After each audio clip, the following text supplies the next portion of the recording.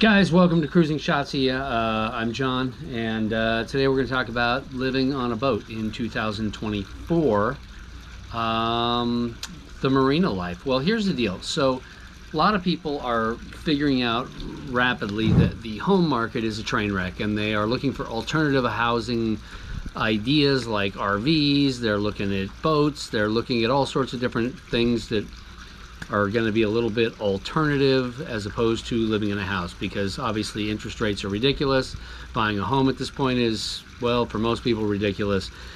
And of course the job market is also changing, but so is the boat market. And the boat market, we're going to cover a whole bunch of different topics today, mainly like three. We're going to talk about living on a boat, the boating market, and then of course living on a boat and what you need to know. So this is kind of an update video to one of my previous videos. And let's start off with the boat market itself as it sits now in 2024. In 2021 we were at the peak of the market. People were just throwing cash at anything. You couldn't get a boat. It was like the housing market.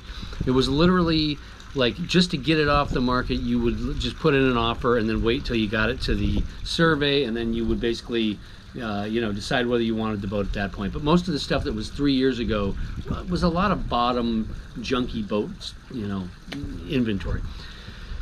Let's fast forward. It's 2024. Where's the boat market now? Well, I think a lot of people will tell you that the boat market is great, and it may be for the mid-size boats where you've got like center consoles, I think, are doing pretty good.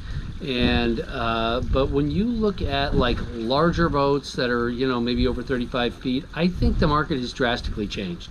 And I'm going to get beaten up by a few people that I know, but the reality is that, well, I'm in a marina and I see the boats that are for sale, and I see what moves, and I know what the inventory looks like. So a lot of it is just sitting here.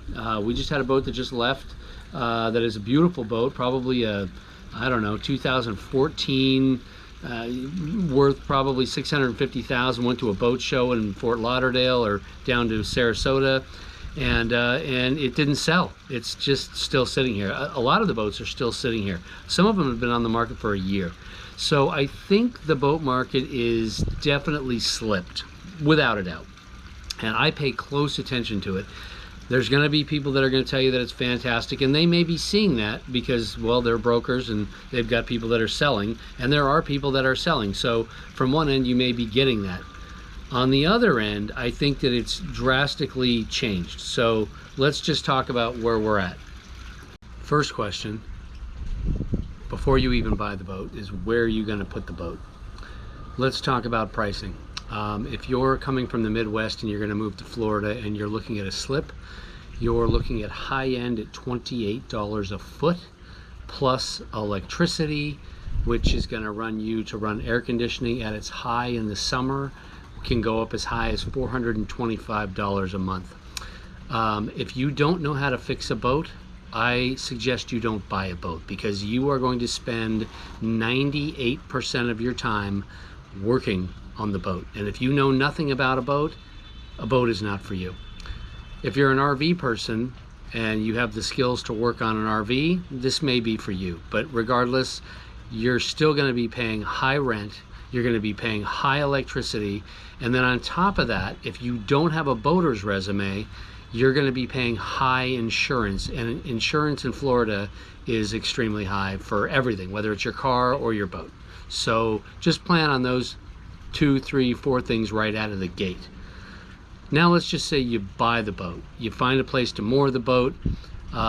You're still going to have to do the upkeep, and unless you know how to work on it or you're independently wealthy, working on the boat is a full-time job on top of a full-time job. So if you're working a full-time job and you want to work a second full-time job, buying a boat will give you that second part-time job that you will not only be paying for, but you will be paying for. Oh, my pants are ripping. Okay, so let's talk about number 3, which is, what kind of boat do you want to buy? Now, the romance of having a catamaran is a fantastic romance, but let's think about this for a second. everywhere you go, you're going to have a mast that is going to be sticking up, and you're going to need to know what the bridge allocation is for your mast to go under that bridge every time you go under a bridge. That's a fact. And some are cut down, so like if you're in Florida, you can go through the coastal water area here, where you basically have a post cut down so that it will fit underneath the majority of the bridges. But for the most part, you're going to have to like wait for the bridge to go under a bridge, and then you got to live on that boat. So let's just imagine for a second you're 2 people living on a catamaran. You could do that easily with a 42-foot catamaran, right? Let's take a sailboat. 37-foot catamaran, going to be a little bit tight, or a sailboat. Maybe a 40-foot sailboat for 2 people, you're going to be fine. Even 35, you're probably fine. Okay guys, let's get into section number 4, which is Voodoo Ranger Tropical Force IPA. Brand new on the market, just discovered it today. Although I am a Voodoo IPA Ranger guy, like I've tried them all. And I gotta tell you, I'm not sponsored by this, but wow, this is phenomenal. Okay, so let's get back into it. So we're gonna talk about mooring your boat, marina, boat sizes. We were talking about sailboats, catamarans versus trawlers via ocean yacht, motor yacht. So here's the deal. If you're a family of 5, you're going to need at least a 50, minimum, worst case scenario, 54-foot boat, period. We're on a 53, and we're right at that tight spot where we've got, 3 kids and a dog and all of us. And we could use just a little bit more space. But the reality is, if you're in a catamaran, and if you've watched Sailing Zatara or any of the other shows, they have like, what, 6, they have 4 kids, one of them which lives on land. The reality is you're gonna need at least a 58-foot boat, okay? A sailboat, the footprint's gonna be a whole lot smaller because you lose on the corners or the ends. And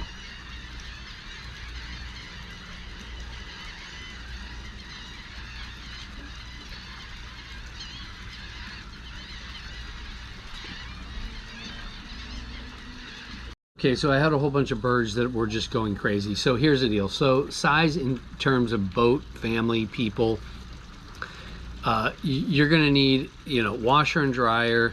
If you want to live off grid, you're going to need a water maker, which you're looking at $2,500 right out of the gate for a water maker. You need to provision your boat. You need to have a destination. You need to have, some sort of mapping equipment, whether that's GPS, Garmin, Navionics, is owned now by Garmin. But you're going to need to know how to travel. You're going to need to know charts. You're going to need to know wind, depending on whether you buy a trawler, whether you buy a catamaran. It's even going to be more work because you're going to have all of these, ropes and throws that you're going to have to figure out how to do. Sails. Let's talk about sails. Sails are expensive. They're expensive. Like if you ever priced a sail, they're in the tens of thousands of dollars. They're not cheap.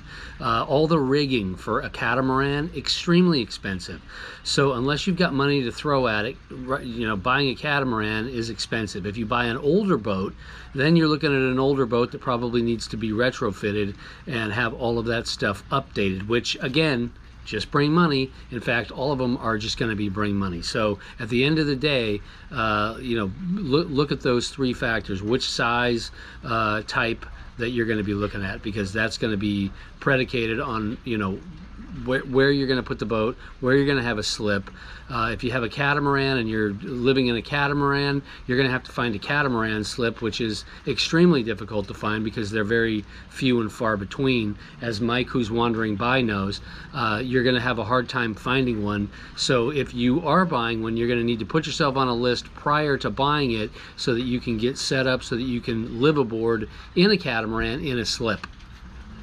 Right, Mike? Okay, so now we're going to round it out with the $1 million question. Should I buy a boat in today's market in 2024? By the way, it's April, and I believe it's April 20th or somewhere in there. This is a tricky question. I would say yes. I would also say I think that it's going to get a little bit softer within the next year, without a doubt. I think a lot of people are liquidating their assets.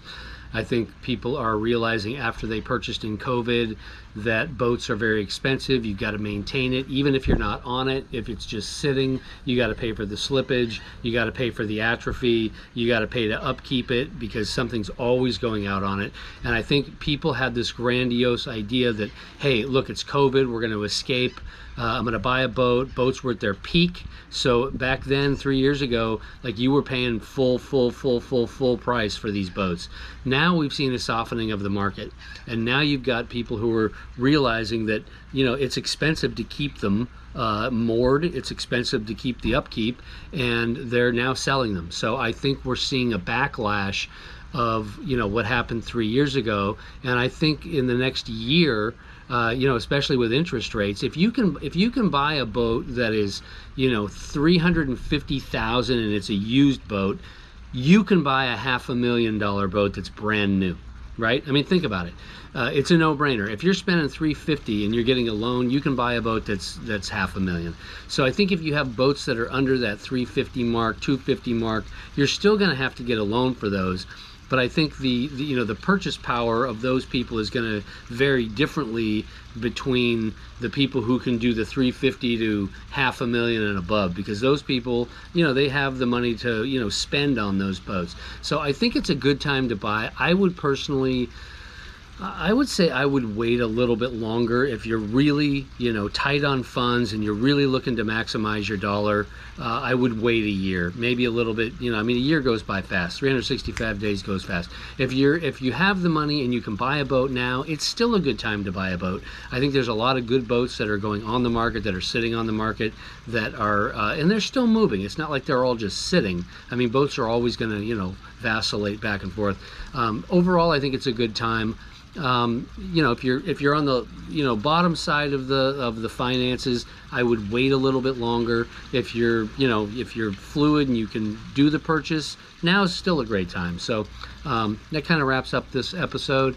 I'll be doing engine work on the next one and some woodwork. Stay tuned. We'll see you guys in the next episode. Thanks for watching. Bye.